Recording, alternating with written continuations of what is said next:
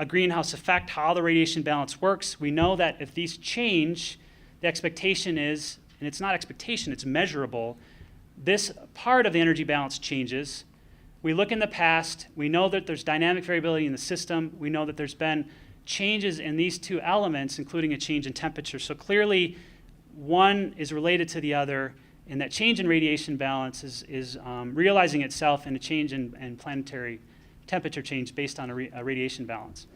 How do we know that things are unusual? Well, we have really interesting science that's done by paleoclimatologists that drill into sea ice and can go back down miles and pull out miles of cores of sea ice and look at the climate back over the last 500,000 years based on every year little bubbles of gas being locked in the ice every year going back 500,000 years. We know exactly what the concentration of the atmosphere's gases were in that particular year.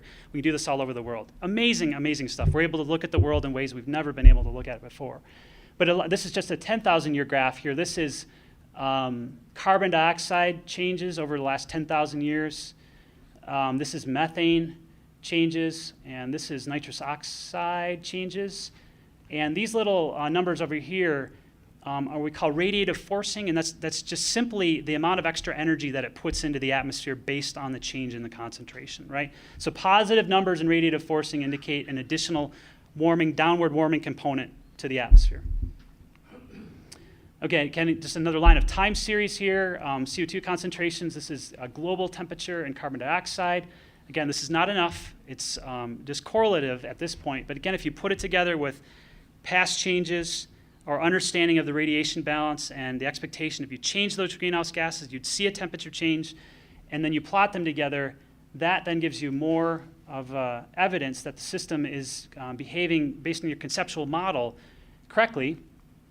And then we can look at more observational evidence of how things have changed spatially. This is the average changes across the US from, this is the present day versus the baseline. So meaning this period is warmer, all these yellow colors, warmer than the period of 1961, 1979.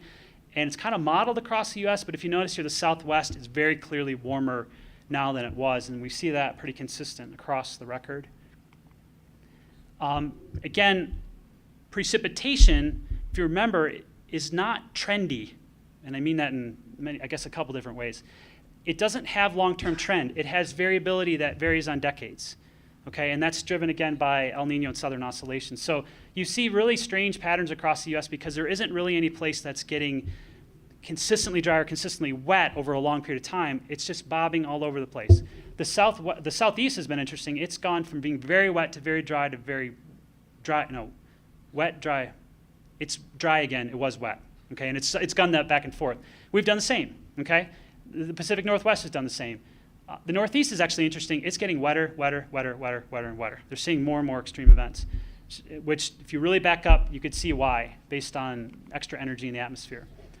Another way of looking at this data and carving it up is to look at the amount of snow versus rain that's accumulated in the historical record across the West.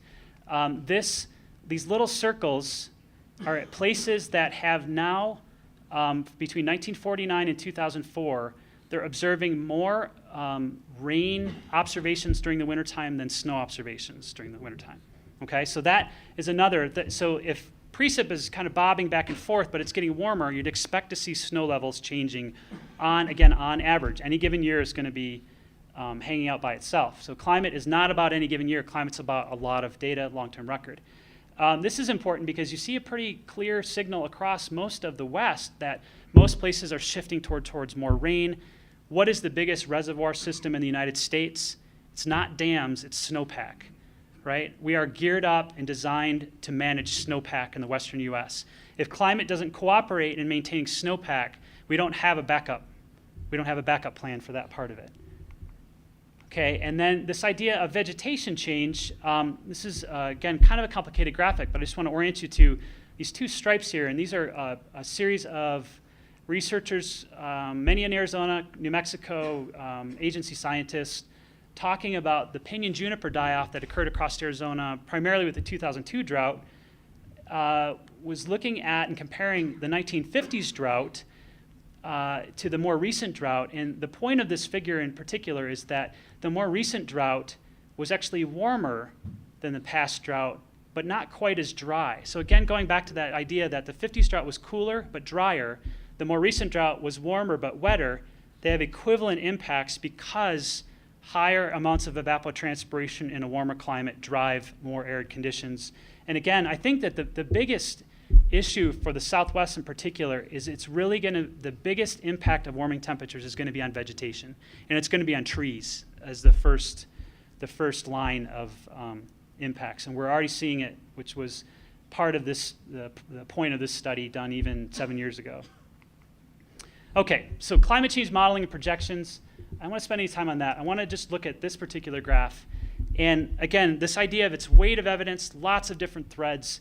This is another really important way to do climate science. And we're looking at paleo historic time series to try to look at the context of the current to the past, how unusual is the past, how unusual is the present to the past. We try to look at spatial patterns, but we also use climate models as a really important part to try to understand how the system works, okay? And so, questions? Lost my, oh, the mic? Anybody hear me? No? Not on, okay. Should I speak louder? Can I speak just louder, or? Okay. Okay, we got right to the top. Right to the top, right. Okay, great. Oh, it's a battery. Oh, battery issue. Okay. Should I wait? Okay. So we do this exercise to try to figure out how things fit together. You build models, right? That's one of the ways that we do science in particular. The scientific method historically, though, is an experimental process where you have a control and a manipulation, right? And I think a lot of people think of climate science or dismiss climate science because we don't have that. For climate science to work in the way that we, giving away my punchline here, is we don't have an experimental planet to run a control on, okay? We can't do science in the same way as you do in a chemistry experiment or an ecological experiment or a physics experiment. We don't have a control, right? So we build models to create control situations. And again, the models are as good as how they're built, but the models then try to put together all the fundamental pieces of the climate to then capture, and then you run them in the past and see how well they actually got the situation right. Then you run it into the future to use as a guidance tool. Again, not really for predicting the future, but as a tool to guide decision making. But so as a climate science perspective here, this is an experiment you can run with a climate model. And it doesn't have to be a very sophisticated one, actually. But if you look at the last 100 years of data where we have really good instrumental data, you can look at the observational data, which is this black line, and then you build two models. You build one model where the radiation balance is only driven by natural variability, which is solar variability, the sun's output changing slightly over time, and volcanic eruptions punctuating the climate signal by putting up lots of what we call small aerosol, small particles that shade out the planet and cause it to cool as one model. And then you do that, but then you add in these greenhouse gas emissions on top of it. Okay, so if we run that model, this is, again, a black line is observational. The natural model is that blue line here. And you can see here through most of the last century, everybody tracks together pretty well. But we get to about the mid-60s here, and we have a divergence. The observations are here.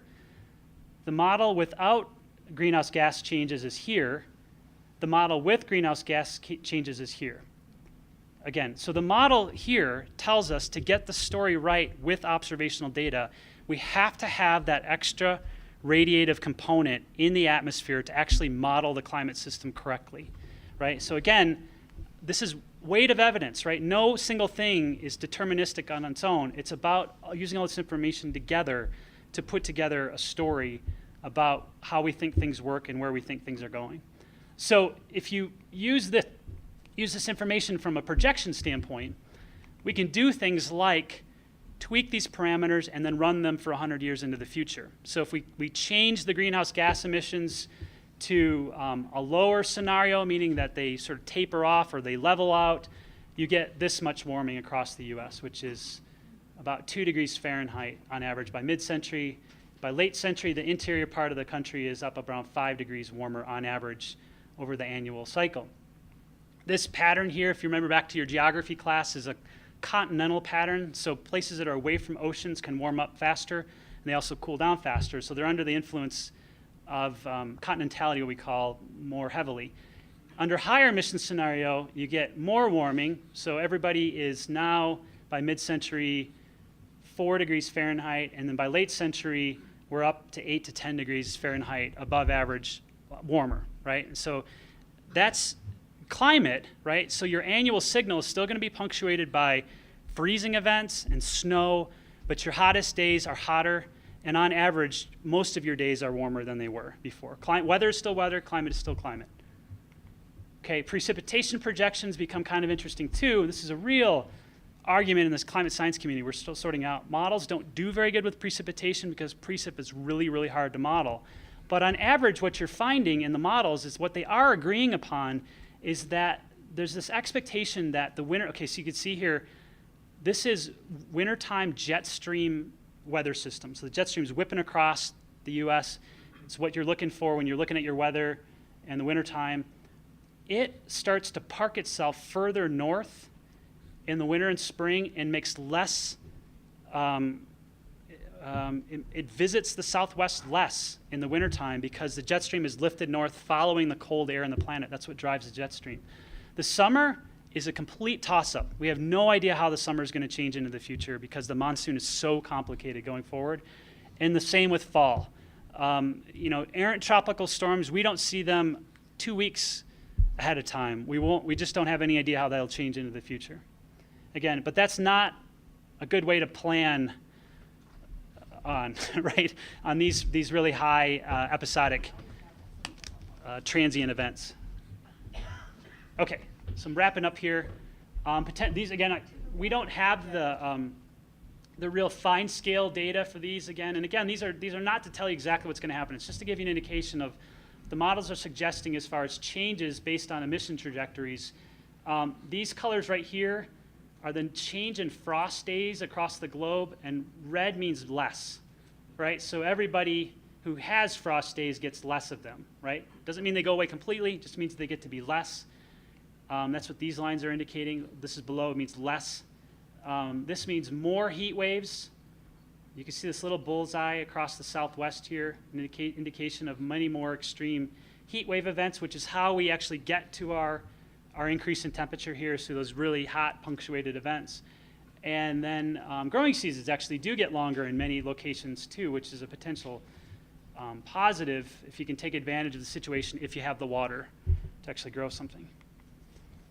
Changes in precipitation are a little over the map, but what we're seeing is a really robust, the models are consistently telling us that they expect extreme events to get more extreme, is that the atmosphere just gets more and more energized and is able to make stronger storms.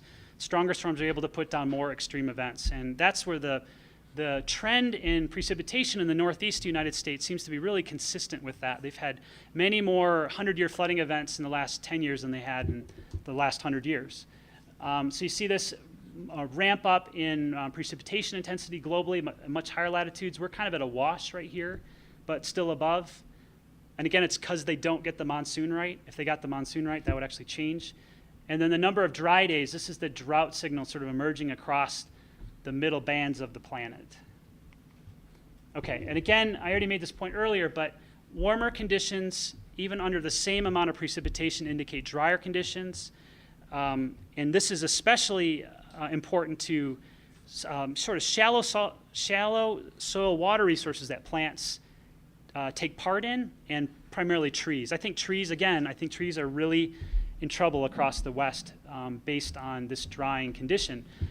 So we don't need to have the precip projection really nailed to know that warming conditions will cause impacts on their own, especially in marginal climates like Arizona, and I mean that in the kindest, nicest way.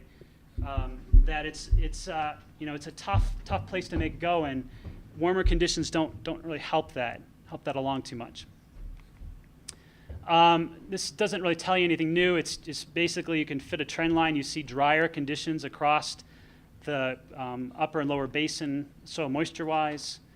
And so I'll just finish here with implications. Again, higher temperatures, higher evaporation and transpiration rates, inducing more of a water loss, less snow, more rain in winter.